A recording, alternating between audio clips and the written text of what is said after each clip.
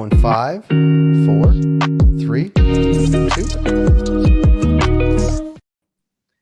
Welcome, welcome, welcome. Happy New Year. This is our first Cultivated Live back in 2025. I have two great guests. We're going to talk to them about what is happening at Curio Wellness. We're going to talk about their shops, talk about the industry, talk about the markets they're operating in, talk about 2025 because that seems super topical. Rebecca and Wendy, thanks for being here.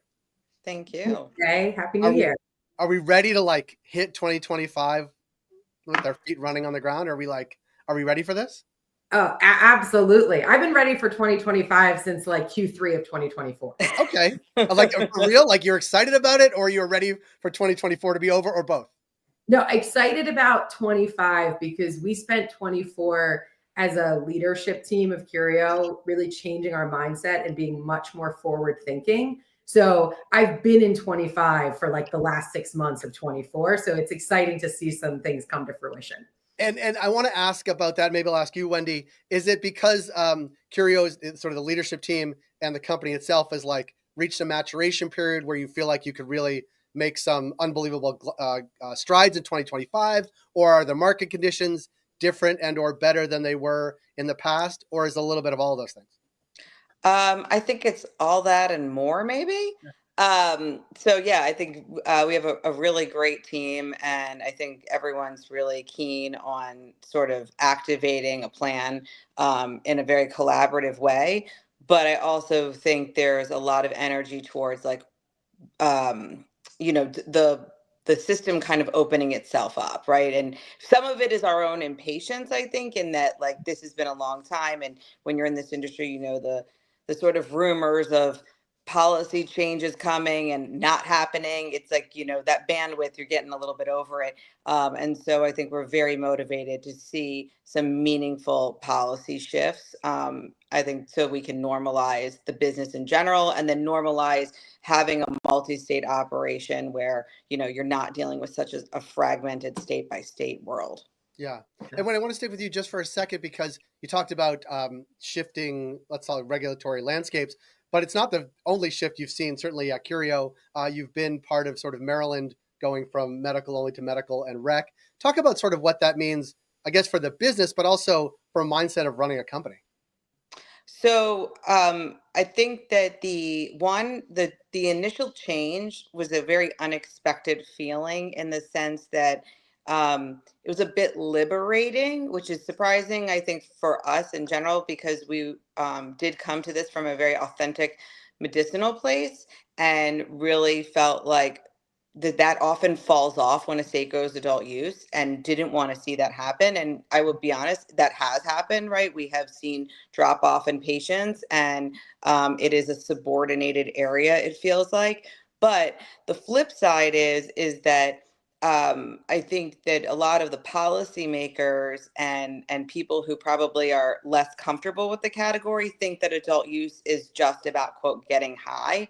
And what we really see is a vast number of people who are coming for the same reason. They're just not signing up for a more private program, if you will. Now, that program in Maryland does give you a tax-free shopping experience. It gives you sort of elevated access and more products to choose from. But everyone who's showing up relative to adult use, it's the same list of sleep and pain and mood and mental health. So you're really just kind of still dealing, for the most part, in through a medicinal lens, if you will. But the liberation, I think, is just that because everyone can shop, your job is not really a secret anymore, right? So most of my friends and or family weren't necessarily patients when we were medical. So where I worked was not a place that they could ever go or see or do. And so the fact that they can walk into a dispensary and there's not this sort of cloaked thing, it's not like you're in the bead section of a novelty store, right? So it's really kind of nice to just be out in the open. Yeah. Rebecca, I want to ask you, I mean, you have the R in the CRO on the revenue side. Talk a little about the footprint of Curio as it sits now. And I guess, are there either expansion or growth plans in those places or beyond? So we are vertically integrated in Maryland, and in Missouri, we launched operations in April of 2024, and we have a grow and a processing license in Missouri, and seek to expand to have our own Far and Daughter dispensaries in Missouri as well. We also have Far and Daughter dispensaries in Mississippi and one opening in New Jersey. So multi-state, not identical in every state, but we continue to expand. So on the retail side, we're actually planning for 2025 to be our biggest retail growth year, both by adding a third and fourth store in Maryland. In Maryland, you can only have a retail footprint of up to 4 stores. So our newest store in Baltimore County in Pikesville will open in March of this year. And then we'll seek to get a fourth. And then adding stores in Missouri, I think, will be critical to our expansion plan, because like we've seen in Maryland and we see across the country, as price compression continues to affect our industry, we're watching more and more players go out of business. And those that remain have the advantage of having a vertical stream of business, which both helps from a revenue perspective. But for us, we're incredibly focused on being a brand you can trust. And the best way to kind of proliferate your brand and educate people about who you are is to be able to have the conversation from grow to point of sale at the dispensary. So that's why having more retail is really integral to our strategy. Yeah. And I was telling you both before we came on air that I've been to the Far and Daughter in Timonium. And Wendy, I want to ask you, like, when you think about adding new stores, obviously, or your new dispensaries, even the medical side and the medical plus adult use side, like, what is I hate this word, although I think it works in this case, like, what's the vibe you're trying to create? Because I've been to the Far and Daughter. It is amazing. It is super professional. People are super friendly. I was there when it was just medical. Like, it felt very spa-like, I think, is sort of how I would describe it. But talk a little about sort of how you think about that from a brand perspective and what you hope that brings across to your customer base. Well, thank you. I think your takeaway is a lot of what we want. We think of it as, sometimes we refer to like soccer mom and grandma as a way to say this feels very normalized, right? There's any sort of cliches that you would put on what that retail experience looks like has been removed. And part of the reason it, quote, feels spa-like is because back when we were contemplating entering the category, and we were in a medical space, we thought about that patient. And so if they were coming to cannabis, they were likely exhausting sort of Western solutions for whatever was going on. And so we designed a store where you have a dispensary, but you also have a general retail and a wellness area, a spa, that has products and services that are complementary to looking to solve those problems. And so that has evolved over the years. And so I think that's part of what makes it different, is that you walk into this general retail area where you can find cannabis accessories and other lifestyle products that are geared towards, life improvement and health and wellness and, body care and things like that. And then you also have some practitioners on site who do things like acupuncture, massage, aesthetics, and things like that. And back then it was a lot of normalizing people coming in, right? If you had these services, people would be in the building, all the security fears. And this is decisions that were made like 10 years ago. Mm-hmm. But all of that, it really isn't a concern today, but it really does create a different kind of energy and flow and like a cross-pollination of people.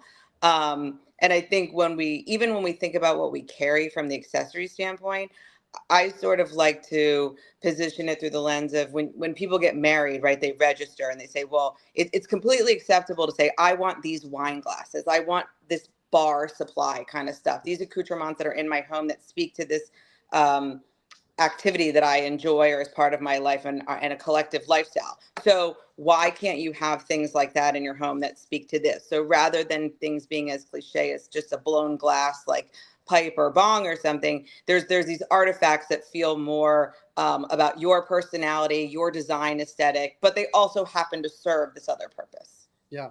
And from a business perspective, Rebecca, as well, like, is it, I mean, I don't know the breakdown of sort of where the revenue comes in or the business, but like, it's good not to only be selling cannabis. When the price of that is super flexible and generally towards the downward trend, but like sort of broadening the base of why people are coming in seems to be a part of the business that many people are missing, either by oversight or by regulations. Like, not every market you can do the things that you're talking about doing, but like, how does that factor into sort of what you carry in store to sort of the mix of products that are cannabis and products and services that are not? Well, there's a consideration to Wendy's point of think of it as almost like a home accessories store. And you want beautiful things that run the gamut of price points so that everything is approachable. And those are like the gift category. Then there's items that are really about functional, like we're going to sell you 510 thread cartridges. So we want to make sure that there's vape batteries as well, so that you don't go home and you're like, wait, what do I do with this? Right. And then the last piece is when in the medical market, but frankly, more so, I think in the adult use, where you have these kind of curious people and they're going to their grocery store and they're seeing hemp derived products, or they're going to gas stations and they're seeing things. And they're like, oh, well, what is this? We've selected and curated hemp derived CBD dominant products in those, we call it the holistic pharmacy, but the entry space when you walk into Far and Daughter, because if you're curious about minor cannabinoids and how they interact with your system, it's a easier way with a high touch customer service experience to learn about them. And then you have an interaction with a patient care advisor where I start taking CBD for sleep or CBG for activity and focus. And then they're like, okay, well, good. You had a great conversation, around this. You started using it. It works for you. Let's take you back into the dispensary and introduce you to some of our gut products or our sleep products where our scientific advisory board has done patient trials. So it's not like being at a gas station where, Joe Schmo behind the counter is like, yeah, this is $12, buy it. So we use it as like my Joe Schmo impression. We use it as a way to create a comfortable educational space and to help people graduate into cannabis-derived medicine or products. So those are kind of the three buckets, I would say, of how we use that space. But the real impetus for it, to Wendy's point, was under regulations, you have to be 21 to go into a dispensary. And this creates a space where your grandma, if you're a person, like if when I go to Baltimore and I want to get waxed, I can take my kids into Far and Daughter with me, and it normalizes what I do. It normalizes that interaction. And it's a really warm and inviting space. That was kind of our jumping off point. Wendy always refers to it as the cheers effect. You want to go in there, people know your name. It feels like something that's just part of your weekly regimen. And that's really important to us in any market that we open up in, that we achieve that same great customer service, because at the end of the day, we're all selling eighths or we're all selling vapes, but you can't replicate a really top-notch premium customer service. Yeah. Well, we were talking before we came in, we're not going to name names. We talked about some other markets and their dispensaries and how this feels different than that. And so kudos to you and the team that you've built to do it. Wendy, I want to talk about something that happens down the street in DC from sort of the Maryland headquarters. And we talked about at the top, like 2025 is going to be I'm going to use the adjective interesting, an interesting year from a regulatory perspective on the DC side, right? The rescheduling hearing will happen on some timeline. We will find out more about that when it happens. There is the safer banking sort of hanging out there, but there's also new leadership in DC, in the House, in the Senate, in the White House. Like, it's very difficult to plan a business around those changes, but how do you think about it from an advocacy perspective or even a business perspective, sort of folding those changes or non-changes into your business plan as the years and years roll on? I think actually we're feeling a bit bullish on this being a time to actually see some real change.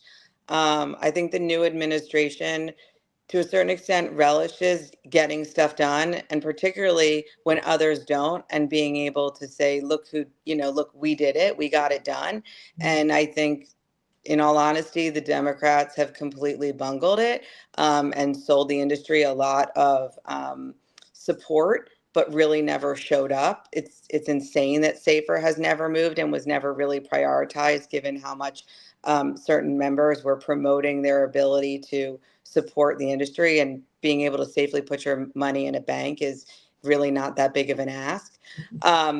But I think we could really see some interesting things. I mean, even the outgoing administration, promoted this idea of rescheduling, but didn't really see it through. And now it's hanging out there. So I think getting the rescheduling completed, making SAFE happen. I think dealing with 280E, we know that this administration wants to deal with tax. That's a perfect place for it to come up when they deal with that. Really, if you could achieve those three, those are crucial steps that really unlock a lot of pieces. I think the one major piece then that remains would be the capital markets, because capital is so constrained. That doesn't make you full legal. It doesn't make you descheduled. Descheduled is where we believe we should be ultimately.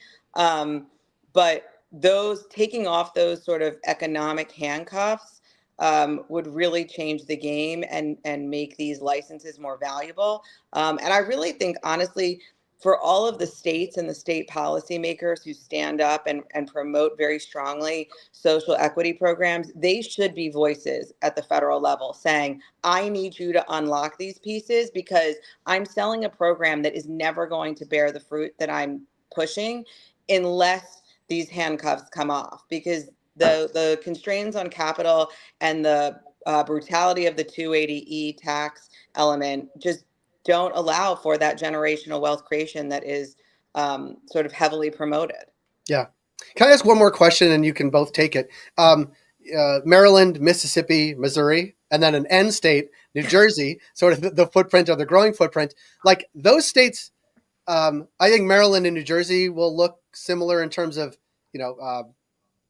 it's very difficult to get real estate, for example, in both those places. Like, not so much, I would imagine, in Mississippi and Missouri, but like as more states roll out, like Pennsylvania, I'm thinking Pennsylvania and Delaware as the ones closest by that are on the horizon. Like, are those markets interesting, or are you planning for when they go online, because it cuts into many, I would imagine parts of Maryland and maybe even Virginia too, right? Those states, are right down the street, and clearly Maryland is taking business from a bunch of other states. Like, how do you factor in that, both the business now, but also how the business may shift and change over time? So we like to look at states that have strong medical programs with an AU transition on the horizon. From a logistical standpoint, you need about 18 months to get buildings up and running and tuning and things like that. And from a revenue perspective, you're most successful when you can get in right at the beginning of the AU. That's when you get the biggest swell of people because they're curious. But in terms of the cannibalization, that comes down more to where the dispensaries that you serve that are along the borders. And so we're mindful, like looking at Maryland, for example, when Pennsylvania becomes AU, probably 2 years there, it might open up. You'll have some big accounts that are right along the borders that are affected, but it's a matter of planning your business so that those whales, so to speak, you're not living and dying by them. And then frankly, going back to the customer service point, what we've seen is that people will travel farther for a better experience. And there's the misconception in cannabis is that everybody is buying the cheapest thing. So we did some research and we learned that less than 15% of the Maryland market are actually going out of their way to chase the discounts. So everybody's building their revenue strategies around this really small portion of the people who are buying. And you're actually better served to create an experience, create a loyal customer who travels 30 minutes, 45 minutes once a month or once a week to you, because they effectively spend more at the register. They're a more reliable and loyal customer, and they're not going to erode your margins with how they buy. So we look at each market. It's a long-winded way of saying we look at each market individually, frankly, because we have to. We can't do it across state lines. But the places that we seek to go, I don't anticipate that we'll have crazy cannibalization in Maryland, or if we're going to New Jersey, for example, with our first licensing deal with Ascend Wellness. And based on, they serve 90 dispensaries in the state. And I don't anticipate that our foreign daughter that's on the Delaware-Maryland border that gets people from New Jersey will actually lose that much business, because there's going to be things we can sell in Maryland that we don't make with Ascend. And vice versa, because they've just grown attached to the people at Foreign Daughter in Elkton. So it's part of the equation, but until there's like zero federal state conflict and until we can do stuff across state lines, it's always going to be, everybody's always going to have a little bit of insulation based on the state's borders. Yeah. Yeah. I really enjoyed this conversation, but it's also given me lots of questions for the next time we talk. Like, I think we talked about sort of the experience in store and the products you sell, but I also think that factors into what you were talking about, Rebecca, that overall experience that you're about loyalty, right? Like it is a loyal base that is intentional, and you want them to be loyal, but Yeah. you're not like just serving them up points that can be redeemable. Like you're actually giving them an experience that they want to return to in a really authentic way from for a long time. And I think that's both admirable, but also a really good business strategy. And I think we've all been around enough to know that that's not the norm necessarily. Yeah. No, and I think that's also like it also shows up just in the products themselves, right? Like, a frustration for us is it becomes very in vogue to have products that are for this reason or that reason, right? Or if I put this cannabinoid or this extra ingredient in, I can claim it'll solve whatever. But we have sort of approached the category from the beginning because we know that in the regular world, that's how you buy. Like if you're in a Walgreens and you look at all the subcategories, right? It's first aid, stomach, cough and cold, right? People think that way. So we've thought about why would people show up to this category, then develop a product for that reason, trial it and kind of prove out that the thing you want to address, we can solve. And I think a lot of other companies just sort of say, we need something in this category and they produce it, but it's not as deeply thought out. And so that loyalty can be built through the products when they're really, truly that effective and consistent and repeatable. And I also want to add one thing about loyalty is that we find that people have, like every dispensary has a loyalty program. So in 24, we launched Curio Rewards, which is a brand loyalty program. So no matter where you shop, you can scan the QR code on your Curio product if you buy it in Missouri or if you travel to Maryland and you buy it there. And then you're just building loyalty with us and giving us feedback about products. You can redeem it for exclusive Curio merch. But it's another example of like we had to be creative about a way to reach customers and create a bond between our grow processing and the people who buy at the dispensary, because otherwise we were always going to have this dispensary intermediary that we can't control all the messaging. We can't control how they proliferate our brand.